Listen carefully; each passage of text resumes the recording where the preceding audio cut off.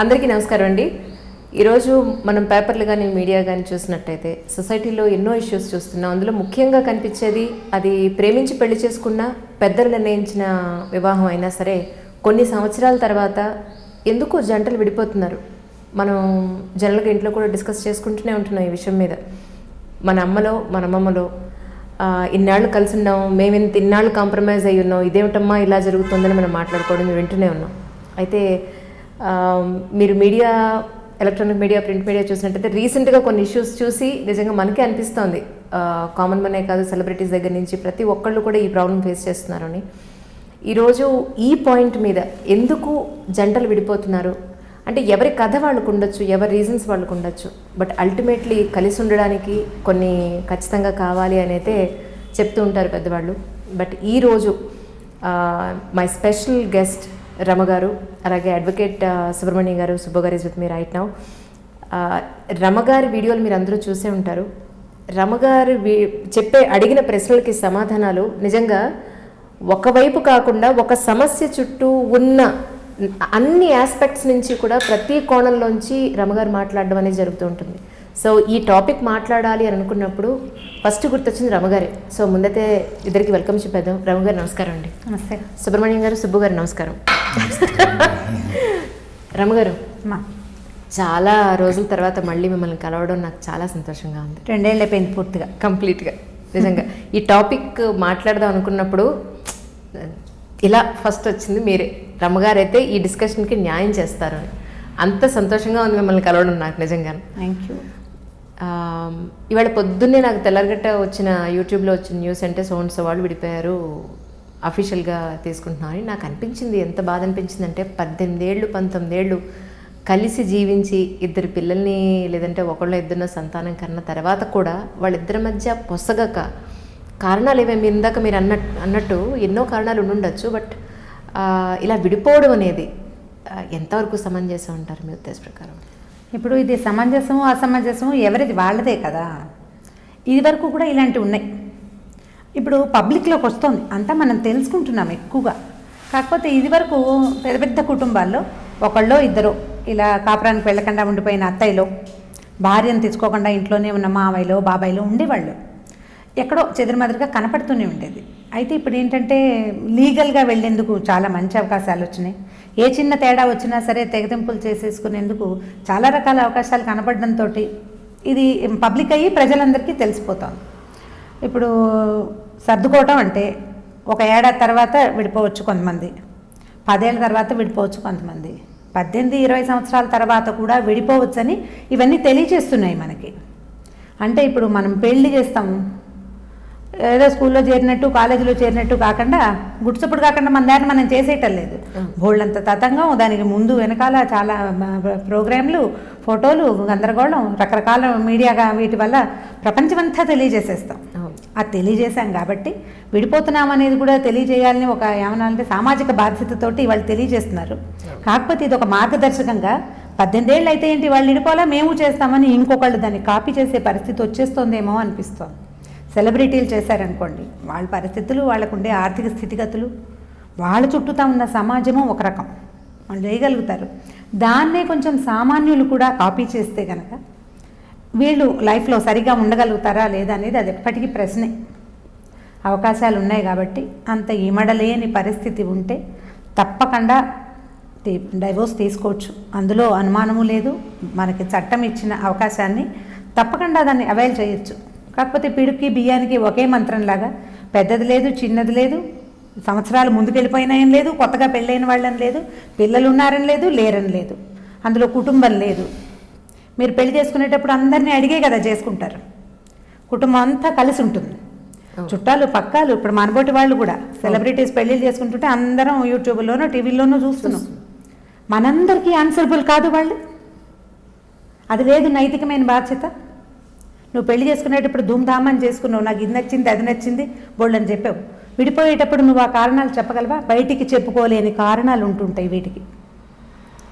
Public చేయకుండా ఉంటే సరిపోతుంది కదా, ఊరుకోవచ్చు కదా నిశ్శబ్దంగా, ఎవరి గుహల్లో వాళ్ళు ఉండొచ్చు కదా. ఎందుకు పబ్లిక్ చేయడం అనిపిస్తుంది నాకైతే. ఈ అవకాశాన్ని తీసుకోవాలి.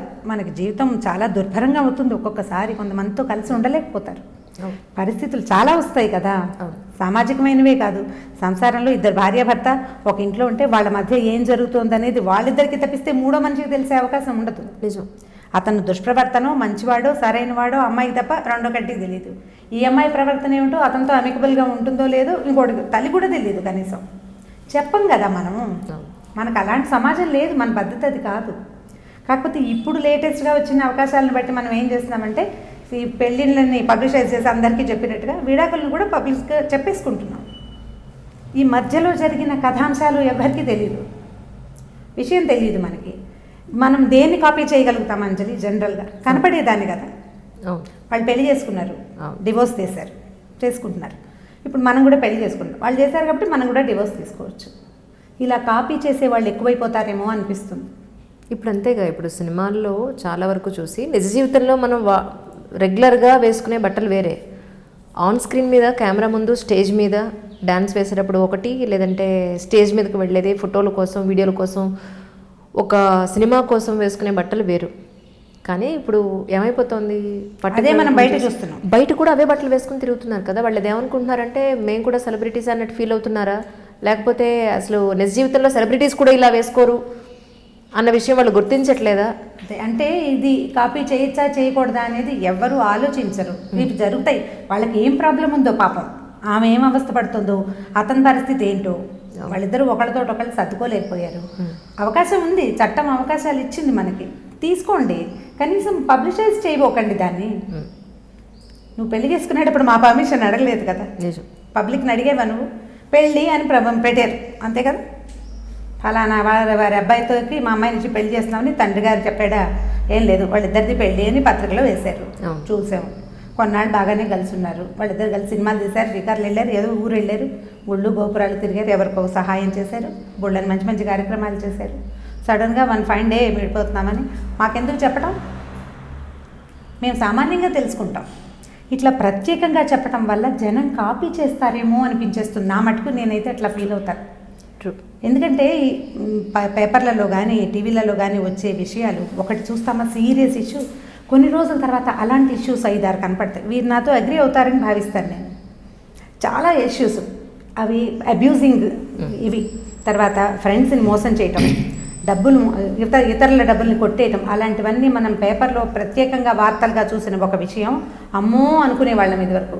అలాంటి అమ్మోలు ప్రతిరోజు చూడాల్సి వస్తుంది. ఎలా ఒకడి నుంచి ఒకడు నేర్చుకుంటున్నారు కదా, క్యాజువల్ అయిపోయి ఇది కూడా అంతే, ఇది చాలా కామన్ అయిపోయింది అన్నట్టుగా అయిపోయింది. ఇది కూడా అంతే. అయితే మనం ఇక్కడ కోల్పోతుంది ఏమిటి అనేది ప్రతి వాళ్ళు ఆలోచించుకోవాల్సిందే. సమాజ జీవితం, పబ్లిక్లో ఎలా ఉంటామో మన సంగతి ఎవరికి తెలుసు? చుట్టుపక్కల వాళ్ళు నేను గురించి ఏమనుకుంటున్నారో నీకు తెలియదు కదా.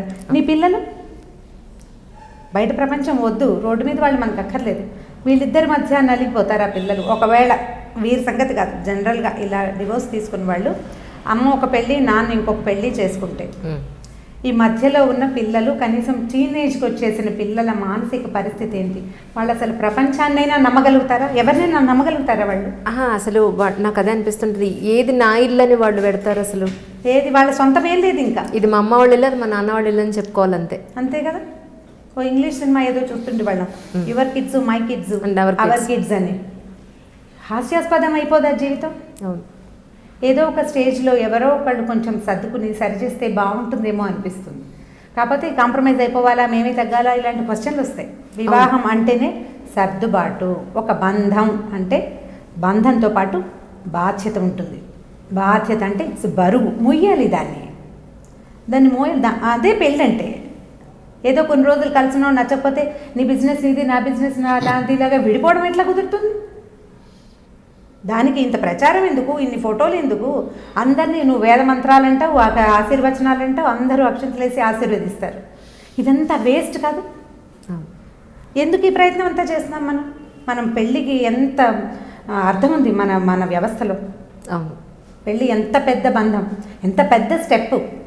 పెళ్ళికి రెడీ అవ్వటమే ఇప్పుడు ఒక పెద్ద వ్యవహారంగా కనిపిస్తుంది.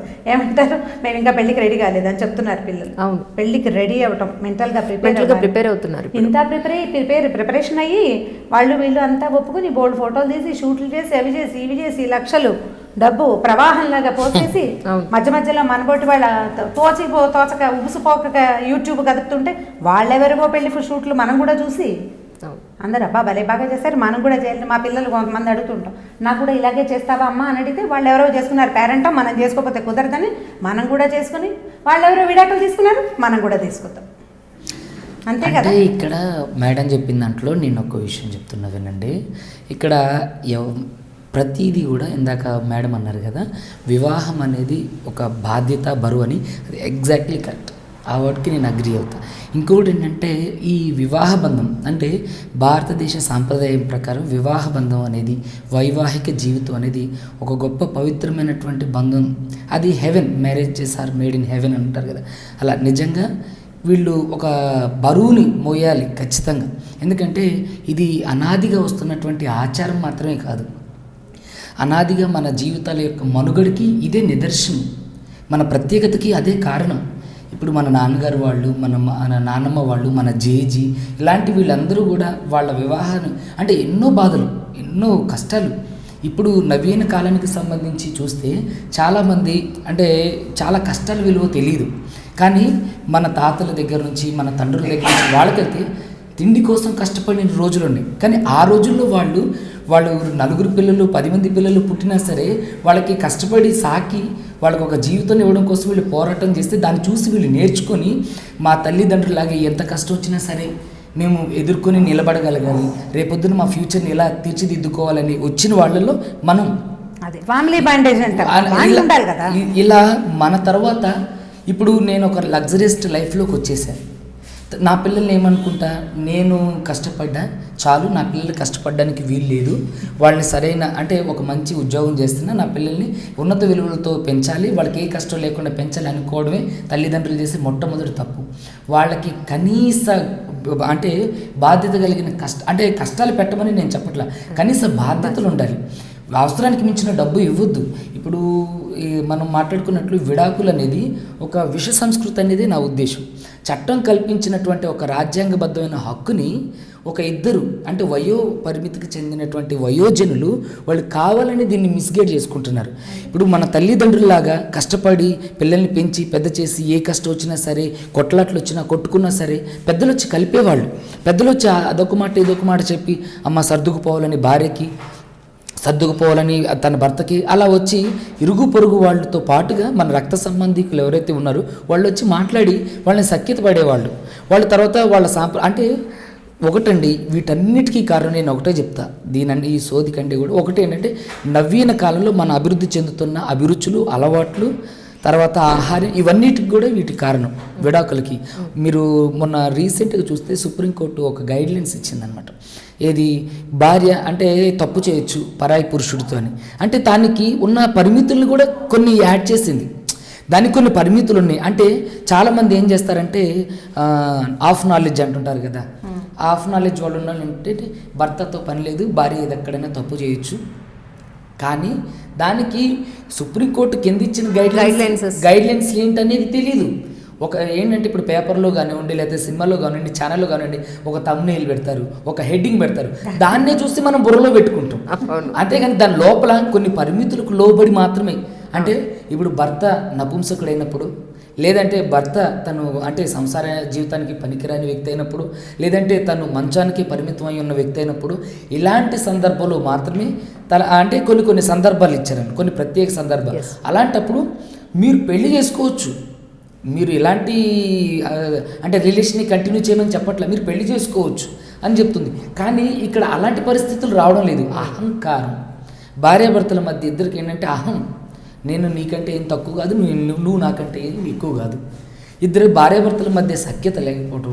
ఇక్కడ నాకు తెలిసి మోస్ట్లీ భార్యాభర్తల విడాకుల్లో ఆడవాళ్ళదే కొంచెం తప్పు ఉంటుందేమోనని నాది. నేను ప్రీవియస్ చాలా ఇంటర్వ్యూస్లో కూడా చెప్పాను. ఎందుకంటే అవునా? ఇప్పుడున్న ఆడవాళ్ళల్లో తప్పకుండా ట్రూ. ఎందుకంటే అంటే మీరు కేసెస్ చూస్తున్నారు కదా, ఎలాంటి కేసులు మీరు చూస్తున్నారా చెప్పండి. నేను చెప్తున్నా చూడండి.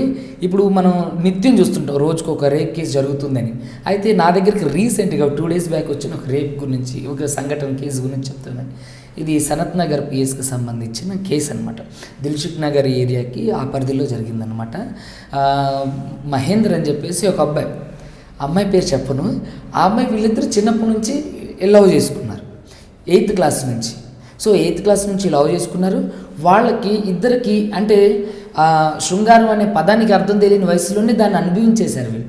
తర్వాత రీసెంట్గా కొంత టైం వచ్చిన తర్వాత ఈ అమ్మాయి వాళ్ళ నాన్నగారికి ఆ అబ్బాయి అంటే ఇష్టం లేదు.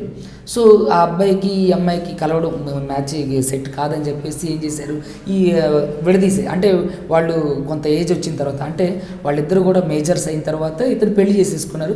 ఆ అమ్మాయి అలాగే ఉండిపోయింది. కానీ ఇక్కడ ఈ అమ్మాయి కావాలని కక్షతో వీళ్ళ నాన్న వాళ్ళే వద్దని చెప్పారు. పాప మా అబ్బాయి వాళ్ళ కుటుంబాన్ని సభ్యులను తీసుకెళ్ళి అడిగించారు, నేను చేసుకుంటా, నాకు ఆ అమ్మాయి అంటే ఇష్టం అని. కానీ ఆ మహేంద్ర అనే అబ్బాయికి ఈ అమ్మాయి వాళ్ళ పేరెంట్స్కి పడడం లేదు. సో ఆ కారణం చేత వీళ్ళు పెళ్లి చేయలేదు. ఇతను పెళ్లి చేసుకున్నాడు, అంతా అయిపోయింది.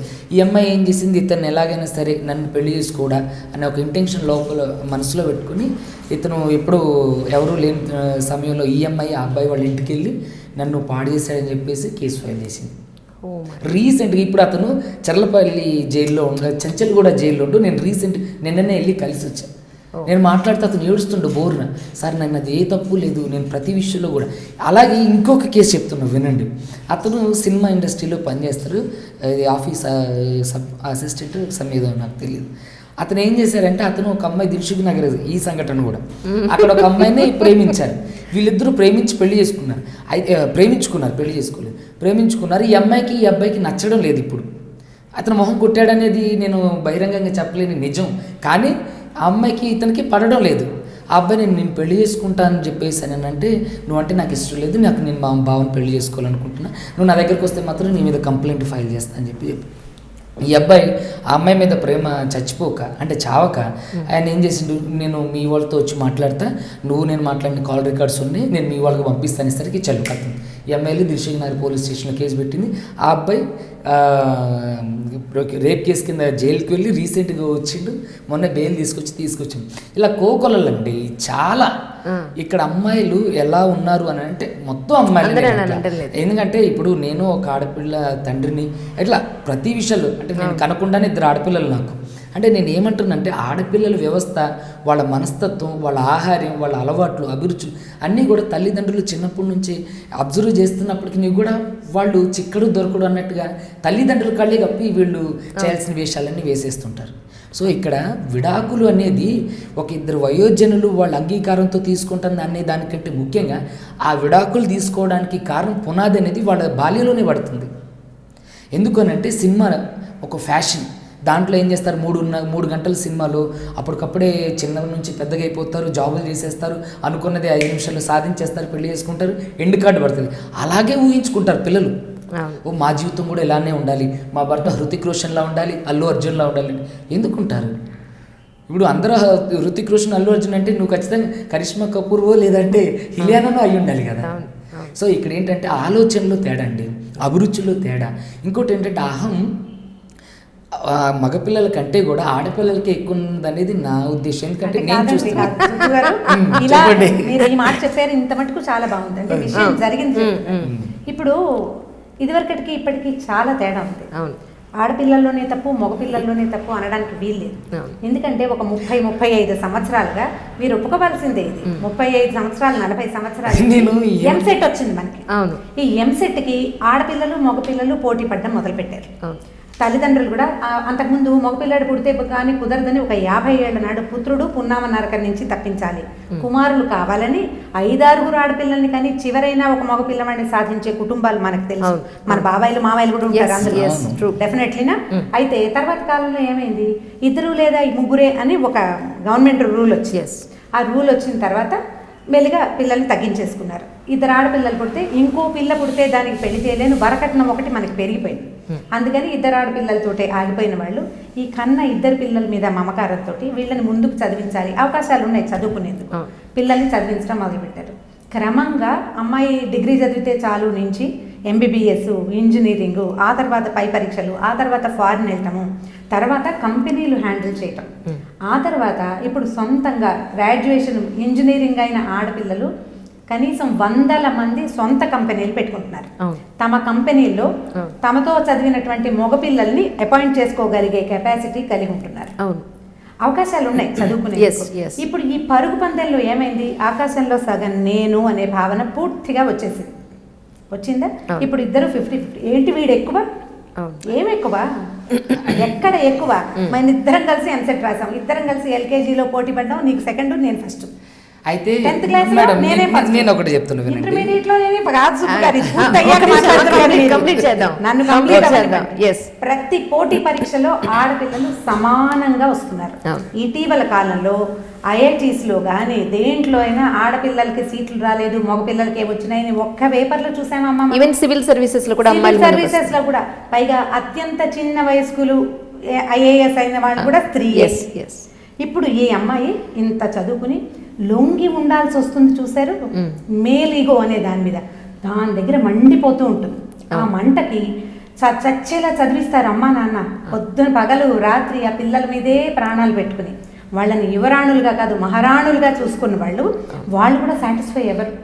నువ్వు ఆడపిల్లవి, నువ్వు సర్దుకోవాలి అని చెప్పలేకపోతారు. మనం నేర్పలేదు అది 35-45 సంవత్సరాల క్రితం ఈ బీజం పడింది. రోడ్ల మీద నేను స్కూల్కి వెళ్ళే రోజులంటే ఇప్పటికి కనీసం 43-47 ఇయర్స్ బ్యాక్ సంగతి చెప్తున్నాను నేను. నాకు 5 ఏళ్ల వయసు అప్పటి నుంచి నేను చూస్తున్నా 2 లేదా 3 అనేది ఈ ఎర్ర త్రికోణం బొమ్మ. మీరు నా తర్వాత పుట్టుంటారు ఖచ్చితంగా, ఆయన చూడలేదు. ఈయన నాటికి ఆయన తెలుసు వాళ్ళిద్దరు 3. నేను చెప్తున్నాను, మేము 9 పిల్లలు, 9 మంది సంతానం మేము. మా అక్కయ్యలందరికీ 3, 2, నాకు కూడా 2 పిల్లలు. మా పెద్ద అక్కయ్యకి 4, రెండో అక్కయ్య దగ్గర నుంచి 3, నా మూడో అక్కయ్య దగ్గర నుంచి, అంటే నేను పుట్టేసరికి మా అక్కయ్య డిగ్రీ ఫైనల్ ఇయర్లో ఉంది, మా 3వ అక్కయ్య. ఓహో, రియల్ అండి, ఇందులో అబద్ధమేం లేదు. అవును, మొహమాట పడాల్సిన పని లేదు. మేము పాతరానికి చెందిన వాళ్ళం. అప్పుడు మా 3వ అక్కయ్యకి 2 పిల్లలు, నాకంటే 1.5-2 ఏళ్ళే చిన్నపిల్ల మా అక్కయ్య కూతురు. అక్కడి నుంచి స్టార్ట్ అయ్యి 2 మేము చూసాం. తర్వాత ఇప్పుడు ఒక్కటే పిల్ల. ఇప్పుడు ఒక్క యువరాణిని నేను కంటే దాన్ని నేను ఐఏఎస్ దాకా బంగారు తల్లిలాగా కంటి రెప్పల మీద కూర్చోబెట్టుకుని కాపలా కాసి దాన్ని చచ్చేలా చదివించి 100 మంది మగపిల్లల మధ్య ఒక్క ఆడపిల్లని నేను ఐఏఎస్ చేస్తే ఇది మొగుడి దగ్గర లొంగి ఉండాలా? ఎందుకు? అలాంటి పరిస్థితులు ఉన్నాయి ఇప్పుడు. మా అమ్మాయి క్వీన్ కాదు. ఈ క్వీన్ ఎవరి దగ్గరైనా లొంగి ఉండాల్సిన అవసరం ఏమిటనిపిస్తుంది? మగవాళ్ళు అనేసరికల్లా ఇప్పుడు వీరు చెప్పిన పాయింటే, ఎప్పుడు పెళ్లి మగవాడికి ఎప్పుడు ఆడది లోకువే, ఇది వైఫ్. అటు భర్త భార్య అనే 2 పదాలు ఉన్నాయి చూసారా? ఇప్పుడు నేను వీరి సంస్కృతం తెలీదు, నాకు అది వచ్చు.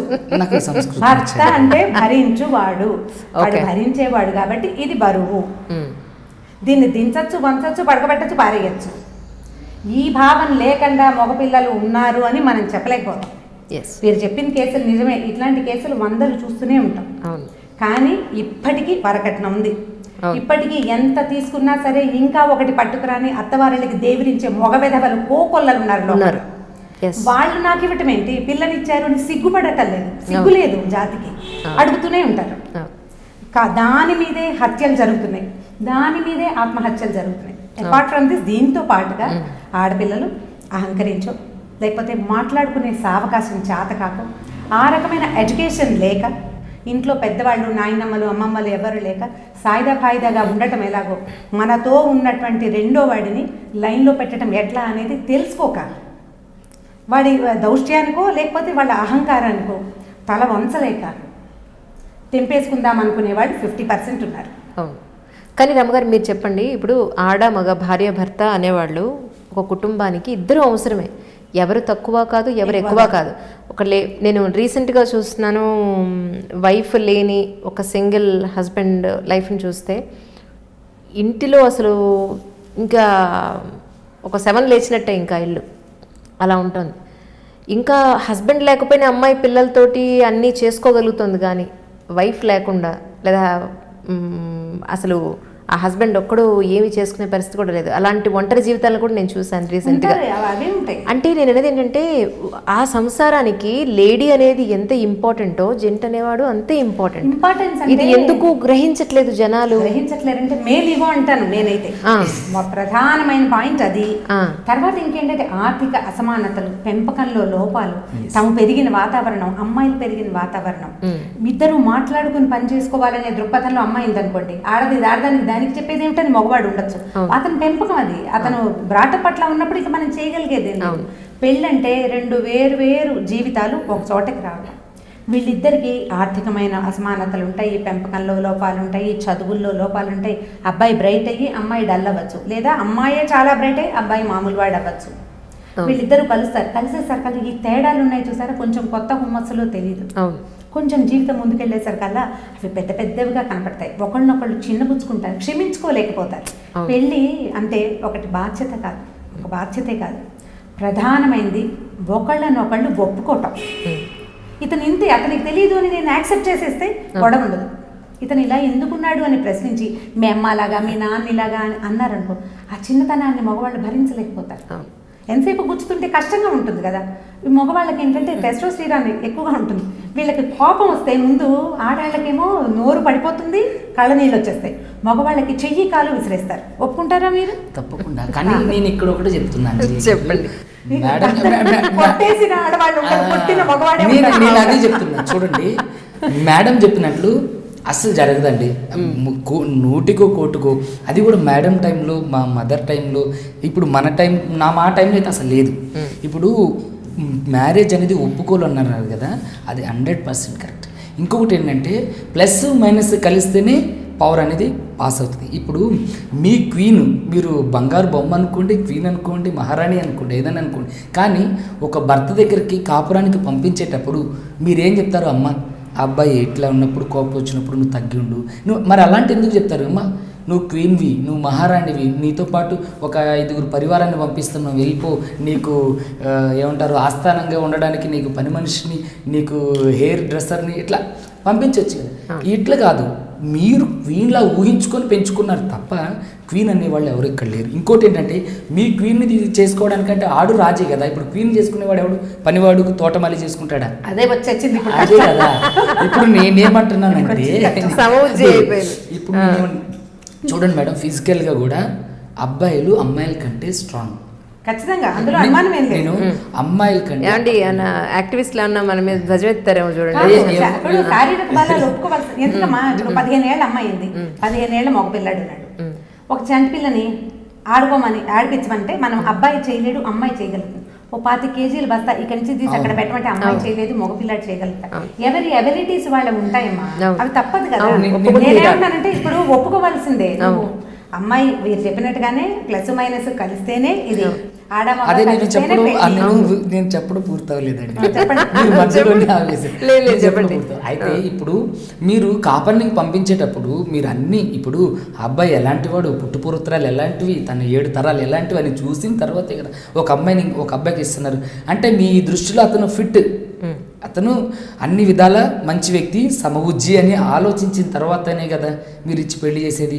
అలాంటప్పుడు వీళ్ళిద్దరి మధ్య గొడవలు వచ్చినప్పుడు మరి మీరెందుకని మీ కూతురుకి చెప్తున్నారు? అమ్మ కొద్దిగా తగ్గుండు, అత్తమామలకి ఇది సేవ చెయ్యి. ఇప్పుడు కోడలి బాధ్యత ఏంటి? కూతురు కూడా.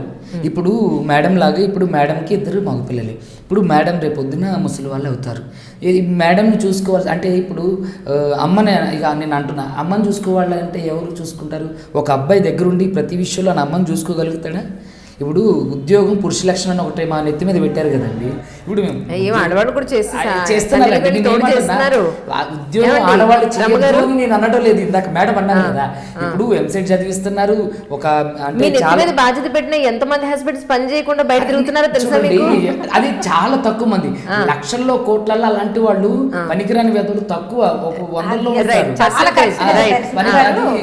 చాలా తక్కువ మంది ఉంటారు. కానీ భార్యని భరించే భర్తలు లక్షల కోట్లలో ఉన్నారు. మీరు చూడండి, ఇప్పటికి కూడా నేనేం చెప్తాను, ఆడపిల్లలు విడాకులకి పూర్తిగా కారణమయ్యే ఆడవాళ్ళ పర్సెంటేజ్ కూడా తక్కువే. అది ఉంది, ఇది కూడా ఉంది. లేదంటే అంతే ఆడాలే కారణం. యాజ్ ఏ టీచర్గా మీరు మనస్తత్వాన్ని చదవగలుగుతారు, కానీ యాజ్ ఏ అడ్వకేట్గా ఉన్నత న్యాయస్థానానికి సంబంధించిన అడ్వకేట్గా నేను చాలా, ఇప్పుడు మీరు చూసినట్లయితే నా సమాజ సేవ అంతా ఆడపిల్లలకి, వృద్ధులకి, వితంతువులకి, తర్వాత అంటే ఒంటరి మహిళలకి, వీళ్ళకే నేను ఎక్కువ ఫోకస్ కానీ వీళ్ళకి ఫోకస్ చేసేటప్పుడు నాకు తెలిసింది ఈ విషయాలన్నీ.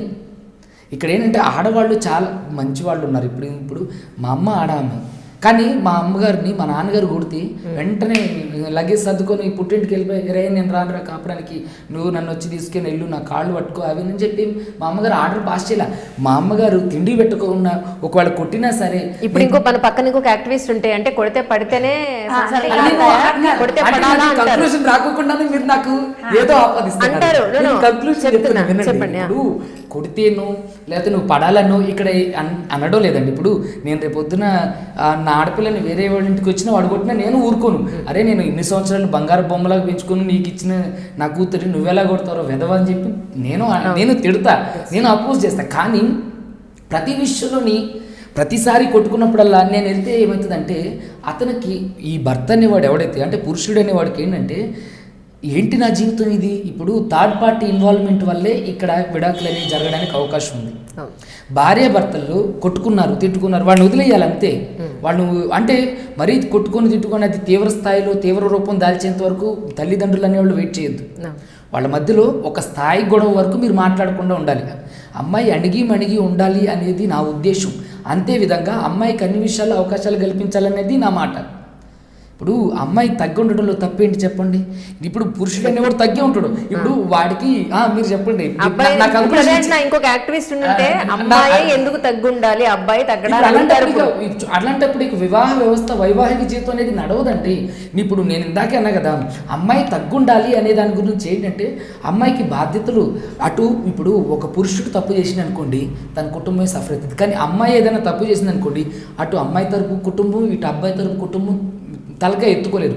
ఇప్పుడు అమ్మాయి మీరు ఎలా చెప్తున్నారంటే అబ్బాయి తప్పు చేసినా పర్వాలేదు, అబ్బాయి తప్పు చేసినా పర్వాలేదని నేను అనడం లేదండి. అబ్బాయి తప్పు చేస్తే ఖచ్చితంగా శిక్షించాల్సిందే, నేను తప్పు అని అంట. కానీ మీ మధ్య ఏమన్నా మనస్పర్ధలు వచ్చినప్పుడు భర్తని రాకాసిలాగా ఇట్లా ఏమంటారు లంకిని శంకిని డాకిని లాగా నువ్వు మీద పడిపోయి అరిచేస్తే ఎక్కువ కేసులు చూస్తున్నట్టున్నారు.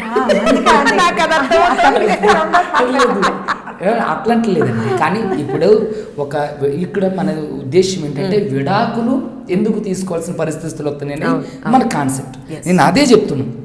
ఇది తల్లిదండ్రులే నేర్పిస్తూ అంటే తల్లిదండ్రుల దగ్గరే పునాది పడుతుంది. అంటే వాళ్ళకి తెలిసి అమ్మ నువ్వు పెద్దదిగా విడాకులు తీసుకో అని ఏ తల్లిదండ్రులు చెప్పరు. అంటే వీళ్ళ అమ్మాయిలు కొంచెం వీళ్ళ ఆలోచన అనేది చాలా విస్తృతంగా ఉంటుంది. వీళ్ళు అనేక రకాలుగా ఆలోచన చేస్తుంటారు. సో ఇక్కడ అమ్మాయిల యొక్క పెంపకం అనేది తల్లిదండ్రులు ప్రతి క్షణం అబ్జర్వ్ చేయలేరు. సో అలాగే అబ్బాయిల వల్ల కూడా విడాకులైన కేసులే ఉన్నాయి మోస్ట్లీ. అంటే తక్కువ అంటే ఉన్నాయి. అట్లని చెప్పేసి అమ్మాయిలు నేను తప్పు అనడం లేదండి. ఇక్కడ పునాది అనేది పెంపకం దగ్గర పడుతుంది. వాళ్ళ ఆహార్యం పైన, వాళ్ళ విధి విధానాలపైన, వాళ్ళ వ్యక్తిగతం పైన, వాళ్ళ అభిరుచులపైన ఆధారపడి విడాకులు జరుగుతున్నాయి. ఇప్పుడు నేనున్నాను అనుకోండి, నేను 10th క్లాస్ చదివేటప్పుడు నా way of behaviour, way of living style ఎలా లేదు. నేను ఒక అడ్వకేట్ అయిన తర్వాత నా way of behaviour, way of living style, cost of living ఇదంతా మారిపోయింది. అంటే నువ్వు కూతురుగా ఉన్నప్పుడు కుటుంబ వ్యవస్థలో నువ్వు ఒక కూతురుగా అంటే నువ్వు ఒక మ్యారీడ్ ఉమెన్ కాకముందు నీ ఇష్టారాధ్యం నీ తల్లిదండ్రులు నువ్వు ఏ చేసినా భరించగలుగుతారు. కానీ ఒక వివాహ వ్యవస్థ ఒక బలమైన పునాది పైన కట్టబడింది ఇది. ఇప్పుడు మన సనాతన ధర్మంలో ఇది ఒక భాగం. ఇప్పుడు భార్య అనే ఆమె అంటే ఈ విడాకులు తీసుకుంటానని పోయి ముందుకు వెళ్ళి చేసిన కేసులే నేను మోస్ట్లీ చేసేది కూడా చాలా. నేను ఆడవాళ్ళ పక్షపాతం అయినా సరే నేను ఇలా ఎందుకు మాట్లాడుతున్నాను, జరిగేవన్నీ అవే. మీకు ఎన్ని ఎగ్జాంపుల్స్ నా దగ్గర ఉన్న కేసు నెంబర్స్ ఏమన్నా ఇస్తా, మీరు చెక్ చేసుకునే అవసరం అయితే. రమగారు కాదు, ఇప్పుడు క్షమించదగ్గ కాంప్రమైజ్ అవ్వగలిగే పాయింట్స్ కొన్ని ఉంటాయి, క్షమించరానివి కొన్ని ఉంటాయి. అంటే అది ఇట్స్ ప్యూర్లీ పర్సనలైజ్డ్. అవి కొన్ని మనం మాట్లాడలేము. అసలు ఇందాక మీరు చెప్పినట్టుగా అసలు నిజమేంటి అనేది మనకి ఎవరికీ తెలీదు. కానీ ఎంతవరకు కాంప్రమైజ్ అవ్వచ్చు అంటారు మీ ఉద్దేశ ప్రకారం? ఎందుకంటే పిల్లలు ఉండొచ్చు, సో వాళ్ళ ఫ్యూచర్ని దృష్టిలో పెట్టుకొని ఎంతవరకు ఇప్పుడు రెండు వైపుల నుంచి లేడీ మాత్రమే కాంప్రమైజ్ అవ్వాలని కాదు, హస్బెండ్ మాత్రమే కాంప్రమైజ్ అవ్వాలని కాదు, వాళ్ళిద్దరూ కాంప్రమైజ్ అయితే పిల్లల ఫ్యూచర్ బాగుంటుంది, పిల్లల గురించి ఒక మాట ఆలోచించాలి కాబట్టి అన్నది పాయింట్ ఇక్కడ మేజర్ మనం అందరం చెప్పేది. మన సుబ్రహ్మణ్యం గారు చెప్పిన మాటే చాలా కరెక్ట్. పాత కాలంలో అమ్మలు తనులు తినేవాళ్ళు, పిల్లల కోసం సంసారం కోసం భరించేవాళ్ళు. ఇదివరకటి కాలానికి ఇప్పటికీ తేడా అంటే ఇప్పుడు కూడా అలాగే ఉంది. ఆడపిల్లలు ఇళ్లలో పుట్టిళ్లలో గెస్ట్లుగా ఉండేవారు. వీరికి తెలియదు బహుశా unwanted guest. Oh my god, such a great point Ramu గారు. ఎందుకంటే పెళ్లి అయిన తర్వాత అది అత్తారింటికి సంబంధించిన విషయం. అమ్మాయి ఎప్పుడైనా పండగకు వస్తే ఇక్కడ యువరాణిలాగా చూసి పంపించాలి, ఆ పిల్లని ఇక్కడ వంట కూడా చేయించకూడదు అనుకునేవాళ్ళు కొన్ని కుటుంబాలు. ఇప్పుడు కూడా ఉంది. మిడిల్ క్లాస్ ఫ్యామిలీస్ అన్ని ఇలాగే ఉండేవి. లోవర్ క్లాసెస్ లో బాగా అంటే పేదరికంలో ఉండేవాళ్ళు, పని చేసుకుని జీవించే వాళ్ళు అయితే పిల్ల వస్తే పండగ ఖర్చులు పిల్ల కూడా కొంచెం సంపాదించి తండ్రి మొగుడికి ఇవ్వవలసిన డబ్బులు కూతురే సంపాదించి పెట్టేది పాత కాలంలో. పల్లెటూళ్ళల్లో ఉన్న వాళ్ళకి ఖచ్చితంగా తెలుస్తుంది సంగతి. అప్పటి నుంచి ఇప్పటిదాకా పెళ్ళైన ఆడపిల్ల అన్వాంటెడ్ గెస్ట్, కేవలం గెస్ట్ 4 రోజులు చక్కగా జాగ్రత్తగా చూసి తనంటికి దాన్ని పంపించేసేయాలి. అలాంటి పద్ధతి ఇది వరకు ఉండేది. పైగా ఇక్కడ ఏదైనా సమస్య వస్తే వెళ్ళి ఎవరి మీద పడాలి? ఎవరు ఈవిడ్ని సపోర్ట్ చేసేవాళ్ళు? భర్త దగ్గర తన్నులు తిని ఏడుస్తూ వస్తే 4 రోజుల నుంచి మళ్ళీ ఏదో మంచి రోజు చూసి పసుపు కుంకుమ ఇచ్చి పంపేసేవారు. మేనమామో బాబాయో వెనకాల ఉండి, బాబు నాయన కొంచెం మంచిది చేసుకొని ఆయన ఇట్లా చేయబోకు నాయన, తల్లి లేని పిల్లనో అమ్మ నాన్న పెద్దాళ్ళు అయిపోయారని బతిమలాడి, లేదా వాళ్ళ మేనమామ వీళ్ళ మేనమామ కూర్చుని ఇద్దరు డిస్కషన్ చేసి ఏదో మొత్తానికి కాంప్రమైజ్ చేసేవాళ్ళు. ఒకనాటి కాలం అది. ఇప్పుడు పరిస్థితి ఈ ఆలు ఏబిసిడీలు రాని అమ్మలు ఇవాళ లేరు. ఇవాళ ఉన్న వాళ్ళు ఎవరు? ఈ మగవాడితో సమానంగా ప్రతి రంగంలోనూ పరిగెత్తి ఈ పరుగు పందెంలో వాడి చేతిలో సీట్లు కూడా వీళ్ళే లాగేసుకుని కైవసం చేసుకుని అమ్మతల్లులు ఉన్నారు. ఇప్పుడు ఇలా పరిగెత్తిన పిల్లని నువ్వేం చెప్పచ్చు? మీరు అన్నట్టు అణిగిమడిగి ఉండు కాదు, సాయిదా పాయిదాగా ఉండు. నువ్వు పెళ్లి చేసుకుంటున్నావు, ఏదైనా ప్రాబ్లం వస్తే మీ ఇద్దరు కూర్చుని మాట్లాడుకోండి, లేదా మమ్మల్ని కూర్చోబెట్టి మాట్లాడు. తెగేదాకా లాగదు. అణిగిమణిగుండు, అత్తమామల పాదసేవ చెయ్యి, ఇలాంటివి చెప్పలేము. ఇప్పుడు పాదసేవ కాలం పోయింది, మా చిన్నప్పుడే, ఇప్పుడు లేదు. ఇప్పుడు మనం ఏం చెప్పాలంటే హెల్ప్ఫుల్ గా ఉండాలి. ఫ్యామిలీ అనేది చాలా ముఖ్యమైనది. వివాహం మనం ఎందుకు చేస్తున్నాం? పెళ్లి చేసే ముందే ఇప్పుడు మాట్లాడుకునే అవకాశాలు ఉన్నాయి. ఆడపిల్ల మగ పిల్లడు శుభ్రంగా మాట్లాడుకుంటారు. పైగా వీరన్నట్టుగా అటేడు తరాలు ఇటేడు తరాలు ఇప్పుడు చూడట్లేదు. ఇప్పుడు ఏం చేస్తున్నాం మనము? మ్యాట్రిమోనీలు రకరకాల అన్ని కులాల వారీగా మ్యాట్రిమోనీలు ఉన్నాయి. ఫ్రెండ్స్ ద్వారా లేదా స్నేహితులు, క్లాస్మేట్స్, ఆఫీస్లో కలీగ్స్ పెళ్ళిళ్ళు చేసేసుకుంటారు. అందులో జాతి మత వైషమ్యాలకు తావులేదు అసలు. ఇష్టం ఎలా కావాలంటే అలా పెళ్లి చేసేసుకుంటున్నారు.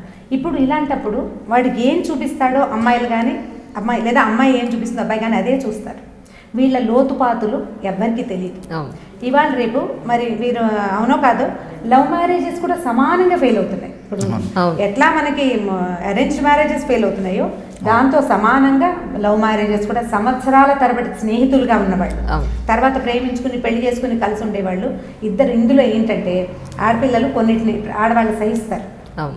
ఇదివరకటి కాలంలో భార్యలే ఒప్పుకుని భర్తలకి 2వ పెళ్లిళ్ళు చేసేసుకోమని చెల్లెళ్ళను కూడా చేసేసిన రోజులు కూడా ఉండేవి పాతకాలంలో. ఇప్పుడు ఇలాంటి మోసాలని సహించలేకపోతారు మగవాళ్ళు, ఆ మోసాన్ని సహించలేరు.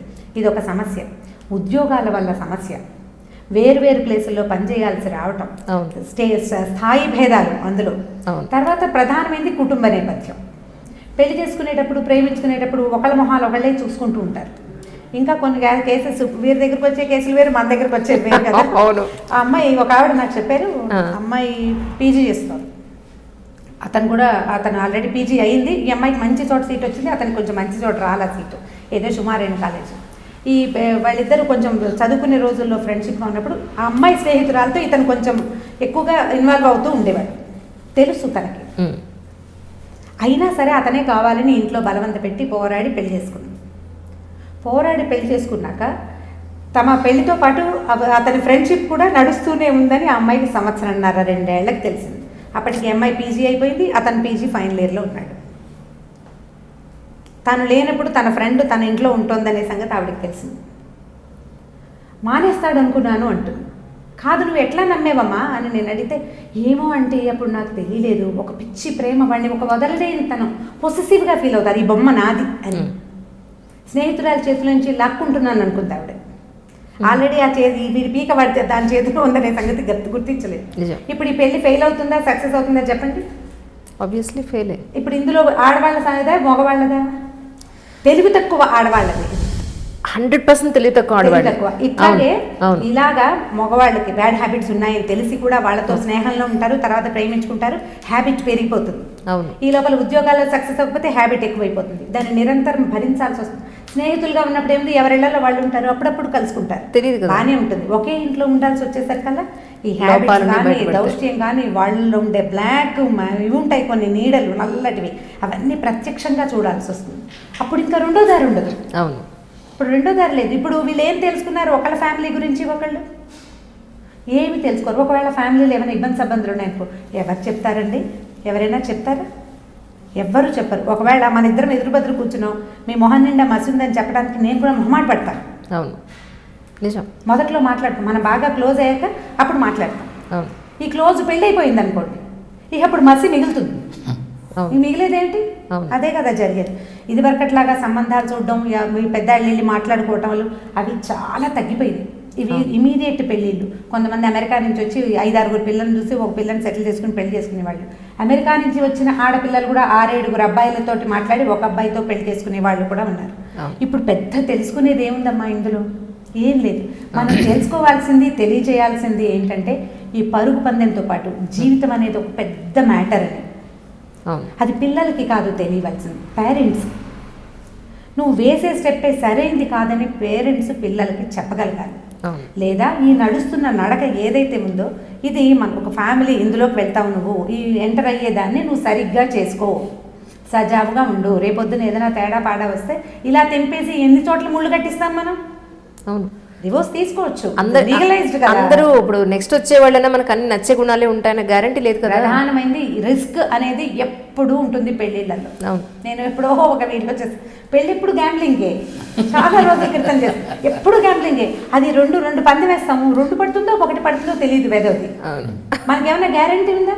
విసిరావు నువ్వు 4 గవ్వలు, 2 పడాలని ఆస్పైర్ చేస్తావు, లోపల బోల్డ్ అంతా ఊహిస్తావు, ఎఫర్మేషన్స్ బోల్డ్ ఉంటాయి. 2 పడాలి, 2 పడిన తర్వాత అప్పుడు ఆకుపచ్చటి చెట్లు, తర్వాత పైనుంచి వెన్నెల, ఇక్కడ సెలయేరు, బోల్డ్ ఊహిస్తావు. అది 1 పడితే మొత్తం ఊహంతా పోయిందా? ఎంత ఊహిస్తాం పెళ్ళి అంటే, ఆడవాళ్ళైనా మగవాళ్ళైనా. మగవాడికి ఒక సెక్యూర్డ్ హాయ్ ఫ్యామిలీ లైఫ్, ఆడవాళ్ళకి ఒక సెక్యూర్డ్ బ్యూటిఫుల్ లైఫ్. ఆడపిల్లలు తమని సంతోషంగా ఉంచేవాళ్ళు కావాలని కోరుకుంటారు. మగవాడు తనతో పాటు చక్కగా నడిచే సహచరి కావాలని కోరుకుంటారు. వాళ్ళు జాగ్రత్త పడాలి. ఈ నడుస్తున్నది ఒకవేళ ఇది ఒక్క కాలు మీదే నడుస్తుంది, అయినా దాన్ని నడిపించాలి. కుంటిదో గుడ్డిదో మనం చేసుకున్నాము, దీన్ని మనం భరించాలి, నేను భర్తని అనే ఇంగితం మగపిల్లలకి ఉండాలంటే ముందు పేరెంట్స్కి ఉండాలి. ఆడపిల్లలకి ఇప్పుడు ఎవడో ఒకరిని సెలెక్ట్ చేసుకున్నాం, వీడు ముళ్ళ దారిలో తీసుకెళ్తాడు, ఏ దారిలో తీసుకెళ్తాడు, కాళ్ళు జాగ్రత్తగా వేసుకుని నడవడం నేర్చుకోవాలి. మనం ఆలోచించుకోవాలి. మొదట ఆలోచించి నువ్వు దిగు. ఆ మొదట ఆలోచన లేకుండా అప్పటికప్పుడు హుమ్మస్సులో చేసేది. పోనీ ఈ హుమ్మస్సు టీనేజ్ పెళ్ళిళ్ళు అనుకోండి, పాపం వాళ్ళకి ఏం ఆలోచన లేదు, చిన్నతనం కదా, బాగా ఎదగరు, మనసుకి తెలియదు, ఎప్పుడు కలర్ఫుల్ థింగ్సే తెలుస్తాయి టీనేజ్లో. దాని వెనకాల ఉన్న చీకటి అర్థం కాదు. 24 ఏళ్ళు, 26 ఏళ్ళు, 30 ఏళ్ళు వచ్చాక అప్పుడు కూడా నువ్వు అలా చిన్నతనంగానే ఉంటావా? అప్పుడైనా నువ్వు ఎందుకు ఆలోచించవు? కనపడే ఈ రంగుల స్వప్నం వెనకాల ఏముంది అనేది ఆలోచించి దానికి రెడీ అయ్యి దూకేసేయాలి. ఈ రెడీ చేసే బాధ్యత డెఫినెట్గా పేరెంట్స్దే. ప్రతిసారి తల్లి తండ్రి తమదైన వేరు ప్రపంచాల్లో ఉండిపోతున్నారు ఇప్పుడు విడాకులు తీసుకునే చాలామంది పిల్లల పేరెంట్స్ అన్బన్ ఉంటుంది, అమ్మా నాన్న ఎప్పుడు కొట్టుకుంటూ ఉంటారు. నాకు వచ్చిన ఒక కేసు, అమ్మాయికి 28 ఏళ్ళు, మా అమ్మని విడాకులు తీసుకోమంటున్నాను, మా అమ్మ వింటలేదంటే అని అడిగింది. మీరు మా మదర్ని కన్విన్స్ చేయండి, మా ఫాదర్ చాలా విసిగిస్తాడు, ఆయన ఎప్పుడు తాగిస్తూ ఉంటాడు, తరచూ ఏదో గొడవలు అవుతాయి, డబ్బులు బోల్డన్ ఉన్నాయి, మా అమ్మ ఏమీ హ్యాపీగా ఉండదు. మీ నాన్నతో సెపరేట్ అయితే హ్యాపీగా ఉంటుందంటే కనీసం మా నాన్న గోల్ ఉండదు కదా మా అమ్మకి. ఈ పాయింట్ మీద ఉన్నారు. అయితే ఇప్పుడు మేడం ఇందాక ఏమన్నారు, బాధ్యత భరించాలి అని చెప్పేసి అని అన్నారు. ఇప్పుడు అలాంటివి చెప్తే నేను 100 చెప్తానండి. ఇప్పుడు వచ్చిన కేసు చెప్తున్నారు, అక్కడికి ఎందుకండి, ఎల్బీ నగర్ కోర్టులో నేను వేసిన కేసు, ఇద్దరు పిల్లలు, ఒక అబ్బాయి యూఎస్లో ఉంటారు, ఒక అమ్మాయి ఆమెతోనే ఉంటారు. ఇన్కమ్ ట్యాక్స్ రిటర్న్ అంటే ఐటీ దాడులు జరుగుతున్నాయని చెప్పేసి భయపడి ఆ అమ్మాయి పేరు మీద, అంటే వాళ్ళ వైఫ్ పేరు మీద 3 అంతస్తు బిల్డింగ్ రాసేస్తే అంత అయిపోయిన తర్వాత నువ్వు నా భర్తవే కదని బయటకు నెట్టేస్తే అతను కోర్టు మెట్లు ఎక్కిండు. మరి ఇలాంటివి ఎన్ని జరుగుతున్నాయి? ఇక్కడ ఒక వ్యక్తి ఇప్పుడు ఒక పర్సన్ అనేవాళ్ళు కేవలం మంచి వాళ్ళే ఉండరు, అలాగని కేవలం చెడ్డవాళ్ళే ఉండరు. మంచి చెడు కలిస్తేనే ఒక మనిషి. ఆ మనిషి మంచిని తీసుకో. ఇప్పుడు మేడం అన్నట్లు ఇప్పుడు టీనేజ్లో ఉన్నప్పుడు లేదంటే నీతో ప్రేమలో ఉన్నప్పుడు నీ దగ్గర ఉన్న ఏ లోపం కనపడదు అంటే అది మీదే తప్పు, అమ్మాయిదే తప్పు. ఇప్పుడు నువ్వు ఈ రోజు కనిపించిన తప్పు నీకు పెళ్ళైన తర్వాత ఎందుకు ఒక ఏమంటారు ఒక మొత్తం దారుణంగా కనిపిస్తుంది? తప్పు నీదే కదా. ఇక్కడ అట్లని చెప్పేసి ప్రతి అబ్బాయిలు అలా ఉండరు. ఇప్పుడు చాలామంది మీరు చూడండి, ఉస్మానియా యూనివర్సిటీ, మాణిక్యేశ్వర్ నగర్ బస్తీలో, తర్వాత అమీర్పేటలో, అదేవిధంగా స్టూడెంట్ పాపులేటెడ్ ఏరియాస్లో చూడండి చచ్చేటట్టు కష్టపడుతున్నారు మగపిల్లలు. ఏంటి 30 సంవత్సరాలు వచ్చినా సరే పెళ్లి చేసుకోవడానికి ముందుకు రావట్లేదు, ఎందుకంటే భయపడుతున్నారు నేను ఏం పెట్టి నా భార్యని పోషించగలగాలి అని. అంటే అంత పరిపక్వత వచ్చిన యూత్లో ఇలాంటివి ఎందుకు జరుగుతాయండి? కేవలం ఇక్కడ ఏంటంటే నువ్వు నేను సమానం, నేను నీకంటే ఏం తక్కువ కాదు అనే ఒక అహంభావం ఎప్పుడైతే స్త్రీలలో ఏర్పడుతుందో అప్పుడే ఈ వీళ్ళ మధ్య క్లాషెస్ అనేవి ఏర్పడతాయి. ఇంకొకటి ఏంటంటే వీళ్ళ మధ్య మోస్ట్లీ నేను చూసిన దాని ప్రకారం అయితే అహంతో చాలా జరిగితే ఆ తర్వాత ఈ వీళ్ళకి మధ్య అనుమానం, అక్రమ సంబంధాలు ఉండే అన్న భావన, ఆ అనుమానంతో మోస్ట్లీ జరుగుతున్నాయి. ఇంకా కానీ ఇక్కడ ఈ వీళ్ళ మధ్య ఏంటనంటే నవీన భావజాలం, తర్వాత అభివృద్ధి చెందుతున్నటువంటి మన సోషల్ మీడియా కానివ్వండి, ఫోన్ కానివ్వండి. అక్కడి వరకు ఎందుకంటే నేను ఉస్మానియాలో న్యాయ విద్యార్థిగా ఉన్నప్పుడు 1 GB డేటా 90 రూపాయలు పెట్టి కొనుక్కుంటే అమ్మో బాబోయ్ 90 రూపాయలు 1 GB డేటా, దీన్ని నెలంతా ఎలా వాడుకోవాలి అని వెంటనే వాట్సాప్ చాట్ చేసుకొని దాన్ని వెంటనే మళ్ళీ డేటా ఆఫ్ చేసి జైలు పెట్టేసుకున్నాం. కానీ ఈరోజు అలా లేదు పరిస్థితి. రోజుకు 1.5 GB ఫ్రీ. అలాంటప్పుడు నేను ఏం చేస్తానంటే అవసరానికి మించిన డబ్బులు ఉన్నప్పుడు, అవసరానికి మించిన అవకాశాలు ఉన్నప్పుడు, అవసరానికి మించి తప్పు చేయడానికి ఎన్నో దారులు ఉన్నప్పుడు తప్పకుండా నేను చేస్తాను. ఇందులో స్త్రీలు పురుషులు అనే తేడా లేదు. ఖచ్చితంగా ఇందులో లింగభేదం అనేది ఏం లేదండి. తప్పు చేయడానికి ఇద్దరు తప్పు చేస్తున్నారు. కానీ పురుషుడు చేసిన తప్పు మనం ప్రాథమికంగా తీసుకుంటే సంసారాలను నిలబడలేదు. అదేవిధంగా స్త్రీ చేసే తప్పు, అదే చెప్తున్నాను నేను ఇందాకన్నా, ఒక స్త్రీమూర్తి చేసే తప్పు 2 కుటుంబాలకి ఇంపాక్ట్ చూపిస్తుంది. అంతేకాకుండా వాళ్ళకి పుట్టిన సంతానం మీద ఎఫెక్ట్ పడుతుంది. ఇప్పుడు అమెరికా లాంటి దేశాల్లో కాంట్రాక్ట్ పెళ్ళిళ్ళు ఎందుకు జరుగుతున్నాయండి? వాళ్ళకి అవగాహన లేదు. వాళ్ళకి మనలాగా ఒక వివాహ బంధం మీద బలమైన పటిష్టమైన నమ్మకం లేదు. మనలాగా వివాహ బంధం అంటే మన పెద్దలు నువ్వు ఏనతోనే నీ అంటే పాతకాలంలో మేడంకి తెలిసి ఉండి ఆ ఎత్తి మీద పడితే అంతే ఆ వాకిలే నువ్వు ఊడ్చాలి, నువ్వు చనిపోయేంత వరకు నువ్వు అక్కడే ఉండాలి అంటే అదే చెప్తున్నా. 50 years బ్యాక్ ఇంతే కదా ప్రపంచం. ఇప్పుడు మనం ఎన్ని రకాల మార్పులు వచ్చినాయి, ఎన్ని అవకాశాలు వచ్చినాయి, ప్రపంచం ఎంత మారిపోయింది. ఇంత మారినా ఇదే భావజాలంతో ఉంటామంటే కుదరదు. మరి ఇప్పుడు నేను అదే కుదరదు. అందుకని ఏం చెప్పాలి? మీరు చెప్తుంది సరిగ్గా మీరు చెప్పిన మాటలే. మన ఇద్దరం ఒకటే విషయాన్ని మీరు ఇందాక ఆ స్టైల్లో చెప్పలా. ఇప్పుడు అబ్బాయిలు ఇలా చేశారు, ఇలా ఉండాలి, మీరు క్వీన్ లాగా ఉండాలి అని అంటే మీ క్వీన్కి సరైన ఈడు జోడి మీరు తయారు చేసిన ఇంకొక రాజుని, ఒక కింగ్ని తీసుకురండి. ఇప్పుడు విభిన్న మనస్తత్వాలని తీసుకొచ్చి ఒక దగ్గర కలపాలంటే ఖచ్చితంగా వాళ్ళ మధ్య కొంత క్లాషెస్ వస్తుంది. మేడం ఏం చెప్తున్నారు అంటే మన పాయింట్ విడాకులు తీసుకోవాల్సిన పరిస్థితులు ఎందుకు వస్తాయని. కానీ ఇక్కడ మేడం నేను స్త్రీ పక్షపాతిని కాదు అంటూనే స్త్రీ పక్షపాతం చూపిస్తున్నారు.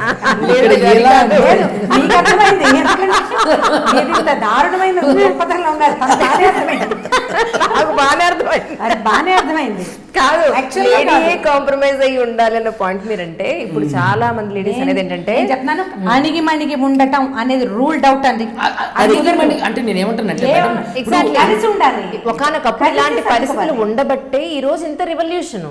ఎందుకు అణిగిమణిగి ఉండాలి? నాళ్ళు నీ డెసిషన్ తో సంబంధం లేదు, అసలు నీ ఇంటి పేరు మారిపోయింది, నీకు అసలు నీతో అసలు ఏం పని లేదు, తెచ్చింది వండిపెట్టు, అన్ని మోసుకుని వాడింట్లో కూర్చో అన్న పరిస్థితుల్లో నేను రమ్మన్నప్పుడు రా, పొమ్మన్నప్పుడు పో, కొడితే పడు, ఇంకేమైనా చేస్తే ఊరుకో అంతే అన్న పరిస్థితుల నుంచి ఈ రోజు రావడానికి కారణం ఏంటి అని అంటే అదే కదా. అదే అసంతృప్తి ఈ రోజు దాని గురించి కాదంటారా? ఆ సందర్భాలు జరిగినప్పుడు వైవాహిక జీవితాలు ఎలా ఉన్నాయి, ఇప్పుడు నవీన భావజాలం వచ్చి ఇప్పుడున్న పరిస్థితి ఇప్పుడున్న వివాహ వ్యవస్థ ఎలా ఉందండి చెప్పండి.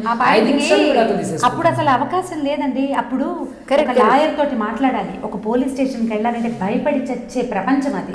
ఇప్పుడు ఊరికేమో భార్య భర్త పోట్లాడుకుంటారు, అమ్మాయి వెంటనే ఫోన్ చేసేసి Yes, 100కి yes. ఫోన్ చేయి 5 నిమిషాల్లో వచ్చేస్తారు. వచ్చేసిన తర్వాత బోల్డ్ అంత తతంగం జరిగిపోతుంది.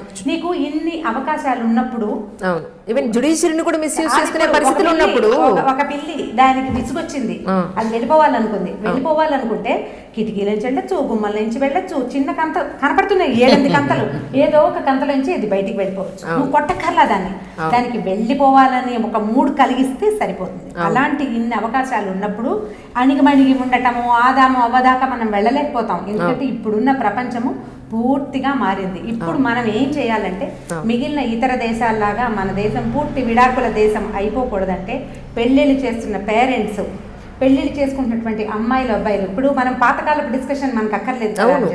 ప్రెసెంట్ కండిషన్ మనం దీనికి ఏం చేయాలి ముందు మీరు ఆలోచించుకోండి. ఒకరిద్దరు పెళ్లి చేసుకోదలుచుకున్నారు, అసలు మన ఇద్దరికి కంపాటబిలిటీ ఉందా?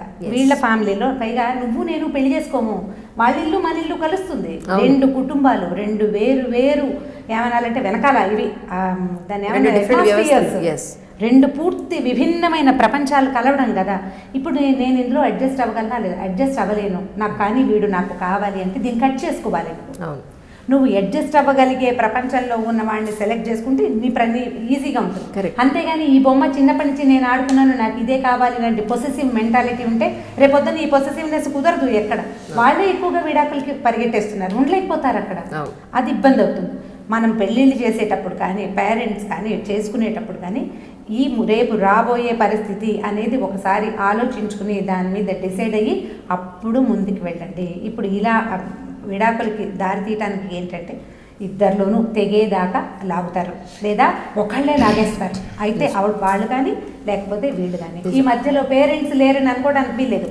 అబ్బాయి పేరెంట్స్ ఉంటారు, అమ్మాయి పేరెంట్స్ ఉంటారు. అమ్మాయి పేరెంట్స్ ఏమో మా పిల్ల తగ్గేదేలే అనుకుంటారు, లేదా మా పిల్ల తన్నులు తింటుంది. ఒక్కొక్క చోట అమ్మాయి తన్నులు తినాల్సి వస్తుంది, అంత చదువుకున్న లొంగు ఉండాల్సి వస్తుంది, చాలా సమాధాన పడాల్సి వస్తుంది, సమాధానం పడలేకపోతారు. మగ పిల్లల తల్లిదండ్రులకి ఏమనిపిస్తుంది, ఆ పిల్ల పని చేయదనో, దాని ఉద్యోగం సరిపోదనో, వాళ్ళ పేరెంట్స్ పద్ధతిగా లేరనో, లేకపోతే ఈ పిల్లకి పిల్లలు పుట్టలేదనో, ఇంకోటో వాళ్ళ అబ్బాయి దగ్గర లోపం. మొన్నటి దాకా భార్యాభర్తలు ఇద్దరు టెస్ట్ చేయించుకోవడం అనేది ఉండేది కాదు. ఇప్పుడు కొంచెం మారింది, సమాజం మారుతోంది కొంత. ఇప్పుడు ఇందులో ఆడవాళ్ళదే తప్పని కానీ ఆడపిల్లల తల్లిదండ్రులే తలొగ్గి ఉండాలని కానీ ఈ రోజున మనం అనడానికి లేదు. పెళ్లి జరిగిన తర్వాత మీరు ఇదే విధంగా ఏదైనా గొడవలు వస్తే అమ్మాయి విషయంలో మీరు వెళ్ళి తీసుకొచ్చేస్తారా? ఇప్పుడు అదే కదా చెప్తున్నాను, పేరెంట్స్ సర్దుకోగలిగే సమస్య అయితే డెఫినెట్ గా సర్దుకోవాలి. చూడండి ఇక్కడ విడాకుల వరకు వెళ్తున్నారు, కారణం అని అంటే అమ్మాయిలతోనే ఇది 100%. మీరు నన్ను తప్పుగా అనుకోండి, మీరు ఇంకేమని అనుకోండి, ఏంటంటే నేనున్న వాస్తవాన్ని బహిర్గతం చేస్తున్నా, నేను నాంచి దాన్ని ఏం చెప్పట్లేదు. నేను ఉన్నది ఏం చెప్తున్నా అంటే ఇప్పుడు అమ్మాయిలకు అనేక రకాలైనటువంటి విషయాలు అవగాహన వచ్చేసేసరికి ఫాల్స్ ఎలిగేషన్స్ భర్త మీద కొడితే వీళ్ళు వెళ్ళి 498A additional dowry harassment 406 DP అంటే డౌరీ ప్రొవిజన్ యాక్ట్ ఇట్లా పెడుతున్నప్పుడు అబ్బాయి ఏం చేస్తారండి, అరే నేను అడిషనల్ డౌరీ అంటే నేను ఎక్కువ వరకట్ను అడగలేదు, నేను తన మనసు ఏం వెళ్ళి ఏదో సాధించేస్తా నేను నా భర్తనికి ఆపోజిట్ గా వెళ్ళిపోయానంటే చూడండి గొడవలతో కొట్లాటలతో భార్య కానీ భర్త కానీ ఏం సాధించలేరు. నేను భార్యని భర్తను కొట్టమని నేను ఏ వేదిక ద్వారా చెప్పలా. చూడండి నేను అట్లా భార్యని భర్తను కొట్టమంటే నేను భార్య అంటే ఆడవాళ్ళ గురించి ఎందుకు అంటే పోరాటాస్తాను, నేను అట్లంటలేదు. ఒకవేళ కొడితే వాళ్ళ మధ్య జరిగిన సంఘటన ఇలాంటిది ఏదైనా జరిగితే వీళ్ళు ఏంటి వెంటనే 498A 406 DP యాక్ట్, గృహహింస, అవిహింస, ఇవన్నీ జీవహింస అన్నీ పెడుతుంటే వాడికి ఏమనిపిస్తుంది, అబ్బాయి అనే ఒక అబ్బాయికి అంటే వాడు జడపదార్థమే.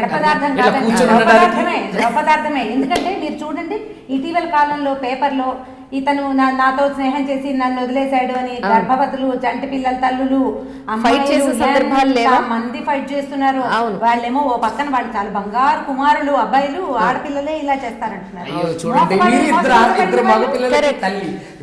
నేనేమంటానంటే ఇట్లా జరుగుతుంది అని అంటే ఇప్పుడు నేనున్నాను అనుకోండి, నేను ఇలాంటివి చూస్తున్నా కాబట్టి నేను మీకు చెప్తున్నా, అంటే సమాజంలో ఇవన్నీ జరగడం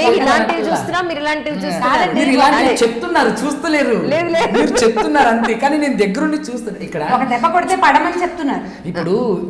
ఇప్పుడు నేను ఒక తండ్రిగా రేపొద్దున నా కూతుర్ని ఒక అయ్య చేతిలో పెట్టి అయ్యా బాగా చూసుకుంటే వాడు ఎలాంటి వాడు ఏంటి అనేది అన్ని ఇక్కడ నేను కూడా ఒకటి చెప్తాను. ఒక దెబ్బ కొట్టినంత మాత్రం ఒక టాప్ మోస్ట్ డాక్టరు వాళ్ళ హస్బెండ్ అనుమానించినా, తిట్టినా, కొట్టినా, తాగొచ్చినా, ₹1 సంపాదించకపోయినా భరిస్తోంది. నా ఫ్రెండ్ సర్కిల్లోనే చెప్తున్నాను. ఒక స్కూల్ టీచరు ఏ ఉద్యోగం చేయడు, అసలు పొద్దున్న లేస్తే పుట్టిన కూతుర్ని కట్టుకున్న వైఫ్ని అన్నం వేడిగా లేదు, పచ్చడిలో ఉప్పు లేదు, ఇందులో తీపి లేదు అని కొట్టడమే పని. ఓకేనా? అంటే ఇలానూ అలా ఉన్నారు, అలా ఉన్నారు. నేను అనేది ఏంటంటే చాలా మంది ఆడవాళ్ళు భరిస్తున్నారు. కాదమ్మా, మనం చాలా మంది ఆడవాళ్ళు భరిస్తున్నారు. ఇప్పుడు ఈ పాయింట్ కాదు, మనము విడాకులకి దారి తీస్తున్న పరిస్థితులు ఎట్లా అందులోంచి తప్పించాలి, ఇది మాట్లాడాల్సింది పోయి మనం ఆడామొగల దౌష్ట్యాల లోపలికి వెళ్ళిపోతున్నాం. చాలా వృధా అయిన మాటలు ఇవన్నీ. ప్రధానమైంది పెళ్లి చేసేటప్పుడు, చేసుకునేటప్పుడు రేపటి పరిస్థితి ఏంటి, మనం ఈ సమాజంలో వీళ్ళతో పాటు ఏమడగలమా లేదా అనేది ఆలోచించుకుని పెళ్లిళ్ళు చేసుకోవాలి. పేరెంట్స్ దానికి ఆలోచించుకుని ముందే మాట్లాడుకుని దిగాలి పెళ్లిళ్ళకి. ఇక ముందు చేయబోయే ఆల్రెడీ ఉన్న పెళ్లిళ్ళు ఎంతసేపు నువ్వు తెంపుతావు. ప్రధానమైనది ఏంటంటే ఒక డివోర్స్, పెళ్ళై 5-6 ఏళ్ళు అయింది, ఒక చంటి పిల్లాడు ఉన్నారు, డివోర్స్ తీస్తాము. ఏం చేస్తాము, కొన్నాళ్ళ నుంచి పిల్ల ఇట్లా మోడి బారిపోయిన ఉన్న పిల్ల, పోనీ ఆ పిల్లాడిని మనం ఉంచుకుని పెళ్లి చేద్దాం, లేదా పిల్లాడితో సహా అమ్మాయిని యాక్సెప్ట్ చేసేవాడిని చూసి పెళ్లి చేద్దాం అనుకుంటాం. రెండోసారి అలాంటి సమస్యలు రావా? వస్తాయి, రావాలి. ఇప్పుడు సర్దేసుకుంటాం మనం. ఇప్పుడు ఏం చేస్తాం, ఇంకా ఎన్ని పెళ్లిళ్ళు చేసుకుంటాము, ఎన్నిసార్లు అమ్మ వాళ్ళ దగ్గరికి వెళ్తామని అమ్మాయిలు సర్దుకుంటారు. పేరెంట్స్ కూడా ఇంకా వీళ్ళకి ఓపిక అయిపోతుంది, పెద్దవాళ్ళు అయిపోతారు కదా. ఈ స్ట్రెస్, ఈ యాంగ్జైటీ, ఈ వచ్చిన ఇబ్బందులు, సమాజంలో వచ్చిన సమస్యలు, ఆర్థికమైన చాలా సమస్యలు, వీటన్నిటిని హ్యాండిల్ చేసి వాళ్ళు కూడా ఏదో ఒకటి సర్దుకో, ఎలాగోలాగా ఉంటే ఉన్నాడులే అని చెప్తే సర్దేసుకుంటారు. అల్టిమేట్లీ సర్దేసుకునేది ముందే సర్దుకోవచ్చు కదా అనిపిస్తుంటుంది. ముందే సర్దేసుకోవచ్చు. ప్రధానమైనది ఏంటంటే ఈ పెళ్ళనే గ్యాంబ్లింగ్, దీంతో మనకి చక్కటి కుటుంబ వ్యవస్థ వచ్చే అవకాశం ఉంది ఈ గ్యాంబ్లింగ్ తోటి. ఇది మనం సజావుగా ఆడాలి. ఒకసారి 2 వేసాం, ఒకటే పడింది, మళ్ళీ ట్రై చేయి అంటే ఇంకొకళ్ళతో ట్రై చేయమని కాదు, ఇదే వ్యక్తితో మళ్ళీ ట్రై చేయి, సరి చేసుకునేందుకు ప్రయత్నం చేయండి. కూర్చోబెట్టి మాట్లాడండి. మనకి ఇప్పుడు లాయర్లు ఎట్లా పుంఖాలుగా దొరుకుతున్నారో అలాగే మ్యారేజ్ కౌన్సిలర్స్ చక్కగా దొరుకుతున్నారు. 4 పెద్దవాళ్ళు, ఇదివరకు పెద్దవాళ్ళు మామయ్యలు బాబాయ్లు కూర్చునేవాళ్ళు, ఇప్పుడు అవకాశం లేదు, మనకు ఫ్యామిలీ లేవంత, మనమే ఉంటున్నాం. ప్రధానంగా ఆలోచించాల్సింది ఏంటంటే ఈ చేతులు మారిపోయే ప్రక్రియలోకి వెళ్ళచ్చు. కరెక్ట్, చేతులు మారద్దు. ఈ ఉన్నదాన్ని ఎచ్చో పిచ్చో దీన్ని కొంచెం సరి చేసుకో. ప్రతి లోపాలు లేని మనుషులు ఉండరు. క్షమాపణ అనేది ఒక పాయింట్ ఉంటుంది. క్షమించేసేయటం, వదిలేయటం, వాళ్ళని అవతల వాళ్ళని వాళ్ళ దుర్గుణాలతో సహా స్వీకరించడం. నువ్వు భరించలేని పరిస్థితి, నీ పిల్లల జీవితం, నీ జీవితం అధ్వానంగా పోతుంటే నీకు చట్టం ఇచ్చిన అవకాశాన్ని తీసుకోవాలి. అంతేగాని ప్రతిదానికి నువ్వు సర్దుకోగలిగే అవకాశం ఉన్న చోట కూడా దీంట్లోకి పరిగెత్తద్దు. ఇది ఆడపిల్లలకి. అండ్ మగపిల్లలకి ఇప్పుడు నీతో ఉన్న ఒక అమ్మాయిని నువ్వు సరిగ్గా చూసుకోలేకపోతే నువ్వేం చేయగలవు? నీ వల్ల ఇంకేమవుతుంది? ఒక ఆడపిల్లని, దాని పుట్టిన సంతానాన్ని చూడలేని వాడివి నువ్వు కంపెనీలు నడుపుతావా? సమాజాన్ని ఏమైనా ఉద్ధరిస్తావా? ఏం విలువ ఉంటుంది వాళ్ళకి? ప్రతి మగవాడు ఆలోచించుకోవాల్సింది అది. అత్తవారింటి నుంచి ఆస్తులు తీసుకోవడానికి నీకేం హక్కు ఉంది అక్కడ? సిగ్గుమాలినతనం కాదు అది. ఎందుకు నా కాళ్ళ మీద నేను నిలబడతాను అని వెన్నెముక నిటారుగా ఉండే జంతువును, మనం జంతువులమే అందరం కూడా, అవి ఇవి కూడా, అవి అడ్డంగా ఉంటే మనం నిలువుగా ఉంటాం. జంతువులు వాటంతా శక్తి అనుసారం కష్టపడి సంపాదించుకుంటాయి. నేను సంపాదించలేనా అనే మొగతనపు ఆలోచన ఎందుకు రాదు? మొగతనం అంటే ఓ పెళ్లి చేసుకోవడం, దానికో 2-3 పిల్లలు కంటాం కాదు కదా. నీ బతుకు నువ్వు బతకటం. ఇలాంటి అవుట్లుక్ని, ఈ రకమైన ఆలోచనని మగపిల్లల పేరెంట్స్ నేర్పగలగాలి. కరెక్ట్. ఇది నేర్పిస్తే అప్పుడు సమాజం బాగుపడుతుంది. ఈ డివోర్స్ అనేది మనకి చట్టం ఇచ్చిన ఒక మంచి అవకాశం. అలాంటి అవకాశాల్లో కూడా బాగా కొట్లాడుకు చచ్చి డివోర్స్కి వచ్చిన ఇలాంటి లాయర్లు గంటల తరబడి కూర్చోబెట్టి కౌన్సిలర్ దగ్గరికి వెళ్ళమని వాళ్ళిద్దరిని ఒప్పించి, నాగలక్ష్మి గారు ఫ్రెండ్ ఉన్నారు, ఆవిడ చెప్తుంటారు, పొద్దునుంచి బాగానమ్మా తలకాయ నొప్పి వచ్చింది, పిల్లకి చెప్పలేకపోయాను, పిల్ల ఒప్పుకుంటే పిల్ల అమ్మ ఒప్పుకోవట్లేదు, లేదా పిల్లాడు ఒప్పుకుంటే వాడు అక్కడే ఒప్పుకోవట్లేదు. చెప్తుంటారు ఆవిడ. అవును. ఇప్పుడు వాళ్ళతో డిస్కస్ చేసి ట్రై చేస్తారు. ఇప్పుడు ఇన్ని డివోర్సులు చూస్తున్నామా, ఎన్ని కాంప్రమైజ్ చేసి ఉంటారో ఇలాంటి మహానుభావులు, భూమి మీద నడయాడుతున్న దేవదూతలు. అవును. వాళ్ళే ఒప్పిస్తారు బలవంతంగా. అవును. చెప్తారు ఏదో ఒకటి ఇట్లా కాదు అట్లా కాదు ఇట్లా. పోలీస్ స్టేషన్లో కొన్ని అయిపోతాయి. అవును. పోలీస్ డిపార్ట్మెంట్లో కూడా ఈ కొట్లాటల్ని కౌన్సిలింగ్ చేసేస్తారు, వీళ్ళు చేస్తారు. కొన్ని చోట్ల పేరెంట్స్ వాళ్ళు వీళ్ళు తంటాలు పడి చేస్తున్నా అయినా కూడా మనకి ఎక్కువే కనపడుతుంది. అవును. ఈ పరిగెత్తేది ప్రజ్ఞ ఇదంతా కూడా మనం పెళ్ళిళ్ళు చేసుకునే ముందు కనుక చూపిస్తే, అవును. ఫ్రెండ్స్ని, క్లాస్మేట్స్ని, కలీగ్స్ని, తర్వాత అప్పుడే ఫేస్బుక్లో పరిచయమైన స్నేహాలతో పెళ్ళిళ్ళు చేసుకునేటప్పుడు మనం పెళ్లి చేసుకునేది ఒక కుర్రవాడిని ఒక మగవాడిని కాదు, వాడితో వాడి వెనకాలన్న మహాప్రపంచాన్ని పెళ్లి చేసుకోబోతున్నాం, ఎగ్జాక్ట్లీ దాంట్లోకి వెళ్తాం అన్న ఇంగితంతో ఆడపిల్లలు ప్రవర్తించాలి. ఇప్పుడు నేను వెజిటేరియన్ అనుకుంటాను, నాదే పెళ్ళి, నేను వెజిటేరియన్, అవతల వాళ్ళు నాన్ వెజిటేరియన్, నేను తిని నువ్వు సరిపోతుంది అని అనుకుంటాం, పెళ్లి చేసేసుకుంటారు. రోజు వాళ్ళు కోడో మేకో ఏదో తింటారు, అక్కడ భరిస్తూ ఉండదు. కొంతమంది భరిస్తారమ్మా, వాళ్ళని ఏ మట్టితో చేస్తాడో భగవంతుడు తెలియదు కానీ భరించి ఊరుకుంటారు. కొన్నాళ్ళు పోయాక అది నువ్వు చేయాలి, నీ పిల్లలు కూడా తింటారు, నీ కడుపును పుట్టిన పిల్లడు వాడని తింటాడు, నువ్వు చేసి పెట్టాల్సి వస్తుంది, దానికి కూడా నువ్వు లొంగాల్సి వస్తుంది. అవును. నీ వల్ల అవుతుందా లేదా నువ్వు ముందు ఆలోచించుకో. అవును.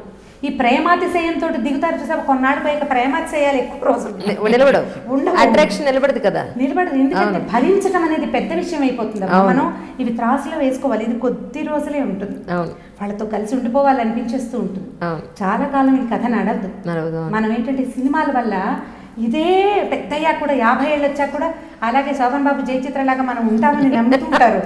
ఒక 5-6 ఏళ్లలోనే ఇది కథ మారిపోతుందని అర్థం చేసుకోరు. అవును. అర్థం కాదు అసలు. మన సినిమాలు ఇందులో ఎంత పెద్ద పాత్ర పోషిస్తాయంటే ఇంకే విషయంలోనూ నేను సినిమాల సమయం తేను.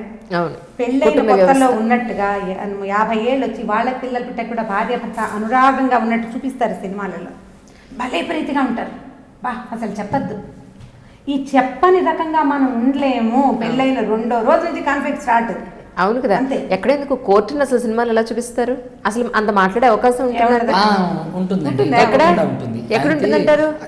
ఫ్యామిలీ కోర్ట్స్ లో. ఫ్యామిలీ కోర్ట్స్ ప్రత్యేకించి దీనికోసం ఫ్యామిలీ కోర్ట్స్ పెట్టారు కదండి. ఫాస్ట్ ట్రాక్ కోర్టులు ఇట్లా ప్రతిదానికి అనేది ఫ్యామిలీ కోర్టులు జనరల్ గా కోర్టును చూపించే విధానం ఫ్యామిలీ కోర్ట్స్ అని కాదు. అసలు అక్కడ జడ్జే దేవుడు, ఆయన ముందు ఏమీ మాట్లాడడానికి లేదు. మన తరఫున వచ్చిన అడ్వకేటే మాట్లాడతారు తప్ప.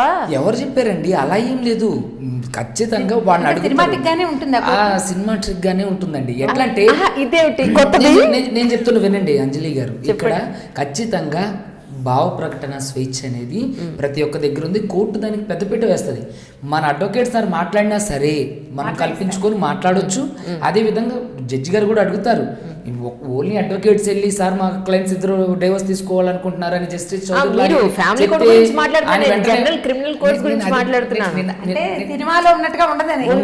ఖచ్చితంగా వాళ్ళకి వాళ్ళ భావాన్ని వ్యక్తీకరించే అవకాశమే కోర్టు ముఖ్యంగా వాళ్ళకి ప్రాధాన్యత ఇస్తుంది.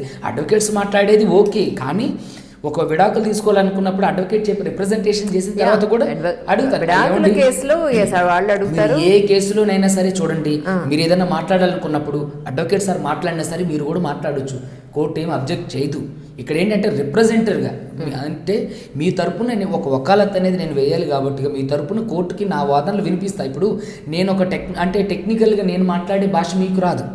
ఇంకోటి ఏంటంటే టెక్నికల్గా అంటే కోర్టు భాష మీకు రాదు, నార్మల్ వ్యక్తికి రాదు. సో దాన్ని నేను రిప్రజెంటేషన్ చేస్తున్నా. ఇక్కడ లేని రిప్రజెంటేషన్ ఇట్లా ఉన్నదాన్ని జుడిషియరీ అంటే న్యాయ వ్యవస్థ ప్రకారంగా ఒక న్యాయవాది రిప్రజెంటేషన్ చేయాలని ఒక రూల్ ఉంది కాబట్టి దాని ప్రకారమే ఉన్నదాన్ని నేను ఆయనకు చెప్తా.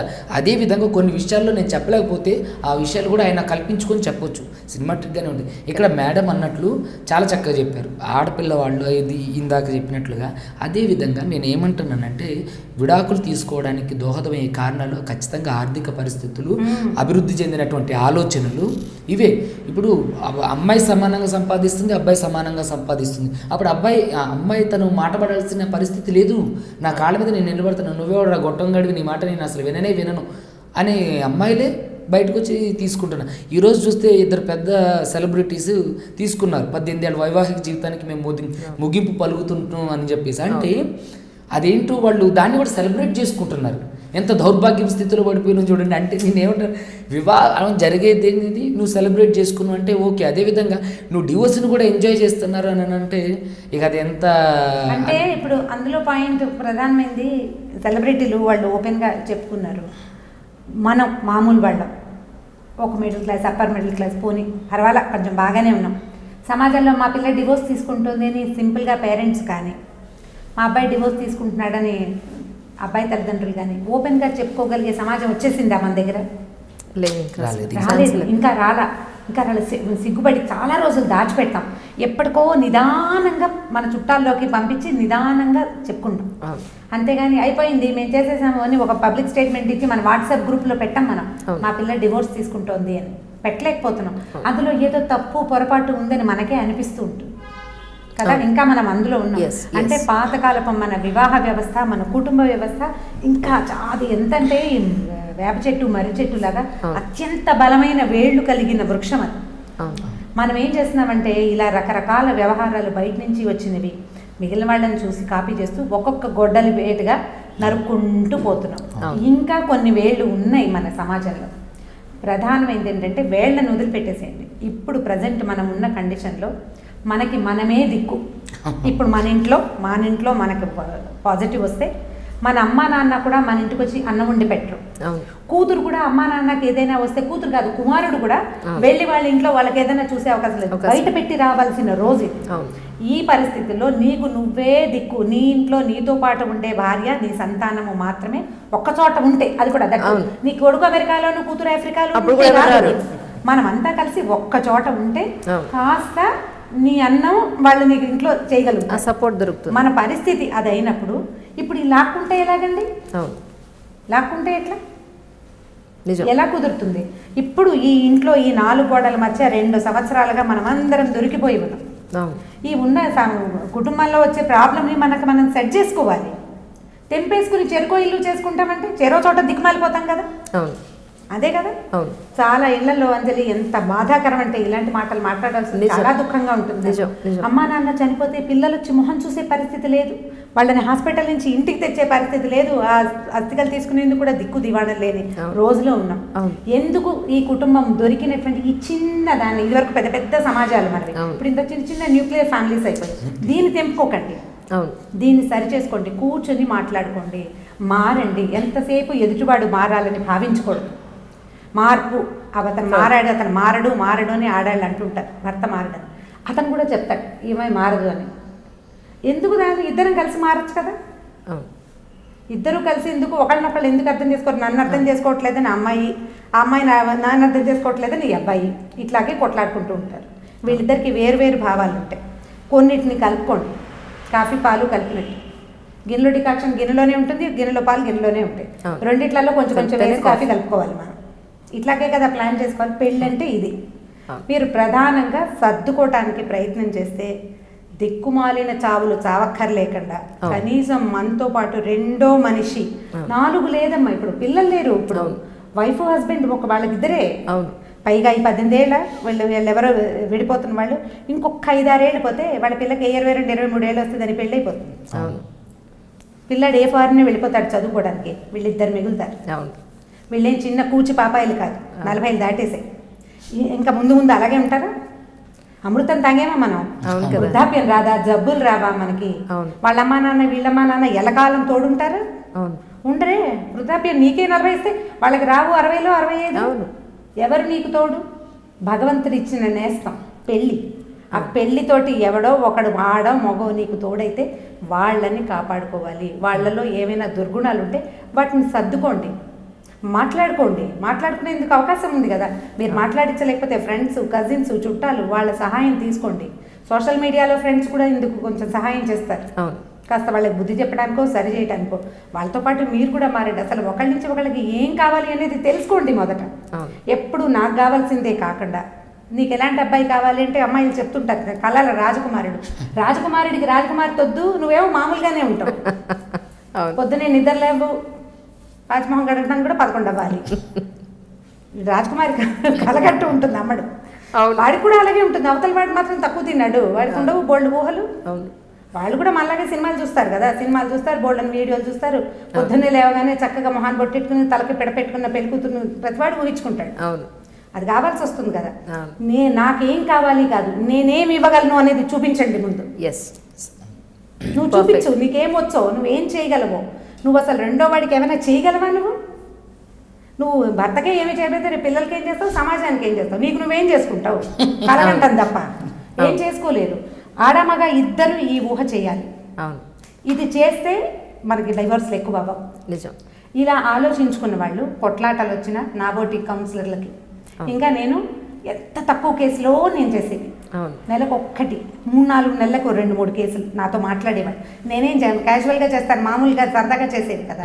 ఇప్పుడు నాలాంటి వాళ్ళ దగ్గరికి ఏ బోర్డు లేదు, ఏ క్వాలిఫికేషన్ లేని నాకే వస్తే నిజంగా మంచి క్వాలిఫికేషన్ ఉండి ఇలా హ్యాండిల్ చేయగలిగే పెద్ద పెద్ద వాళ్ళు ఉన్నారా? వాళ్ళ దగ్గరికి ఎన్ని కేసులు వస్తున్నాయి? వీళ్ళంతా సర్దుకుంటున్నారు కదా. నిజం. నేనైతే సక్సెస్ఫుల్గా 10-12 పెళ్ళిళ్ళు సెటిల్ చేశానమ్మా. చేయగలిగాను.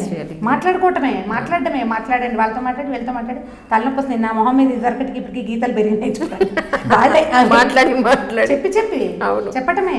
మీరు ఎంతసేపు సెల్ఫ్కి పెద్ద పీట వేయటమే ఈ రోజు సమస్య. సెల్ఫిష్నెస్, నేను అనేది తప్ప మనం అనే ఊహ చేయటం. మనం అనే సినిమా చూస్తాం ఆనందంగా, కానీ జీవితంలో మనంకి ప్లేస్ ఇవ్వటం. దానికి ప్లేస్ ఇవ్వండి, ఈ గొడవలు తగ్గిపోతాయి. అదే మనం చేయవలసింది. That's such a great point అండి. కమింగ్ జనరేషన్స్ అందరికీ పెళ్ళి చేసుకోబోయే వాళ్ళకి, ఆల్రెడీ చేసుకున్న వాళ్ళకి, పిల్లలు ఉన్న వాళ్ళకి, ప్రతి ఒక్కటి రమ్మగారు అన్నట్టుగా సచ్ ఏ వాల్యుబుల్ పాయింట్. నిజంగా పెళ్లి చేసుకోబోయే ముందు ఒక్కసారి 1కి 10 సార్లు ఆలోచన చేసుకోండి. విడిపోవాలి అని అనుకోవడానికి ముందు పిల్లలు ఉన్నారా, ఒక కుటుంబ వ్యవస్థ బాగుంటే, అలాంటి కుటుంబాలు 10 ఉంటే ఆ సమాజం బాగుంటుంది, అలాంటి సమాజాలు ఉంటే దేశం బాగుంటుంది. సో కుటుంబ వ్యవస్థ విచ్ఛిన్నం కాకుండా ఉండాలని రమగారు మనందరం కోరుకుందాం. తప్పకుండా. Thank you so much ma'am. Subrahmanyam గారికి చాలా థ్యాంక్స్ చెప్పాలి. ఇవాళ నేను గొప్ప గొప్ప పాయింట్లు తెలుసుకున్నాను. Really ma'am, thank you so much Subbu గారు. మీకు రమ్మగారు చాలా మంచి పాయింట్స్ మనం ఈరోజు డిస్కస్ చేసుకున్నాం. ఈ డిస్కషన్ వినైనా కొంతమంది అయినా కాస్త ఆలోచించాలి కూడా అండి. అంతకు మించి మనకి ఇంకేం కావాలి? నిజంగా ఆలోచించాలి కూడా, లేదంటే రేపు భవిష్యత్తు లేదు, రేపటి తరానికి నాందే లేదు. వీళ్ళు చేస్తే వాళ్ళు కూడా అదే చేస్తారు కదా. సో కాబట్టి ఖచ్చితంగా మేడం చెప్పినట్లు దాన్ని ఫాలో అయితేనే ఒక అంటే అందమైనటువంటి కుటుంబ సమాజాన్ని, అదేవిధంగా ఈ మిగతా అంటే అంచెలు దాటిన ఆనందంతో మనం బయటకు వెళ్ళగలగాలి. Such a great point, ma'am. Really. Thank you so much for your coming. Thank you.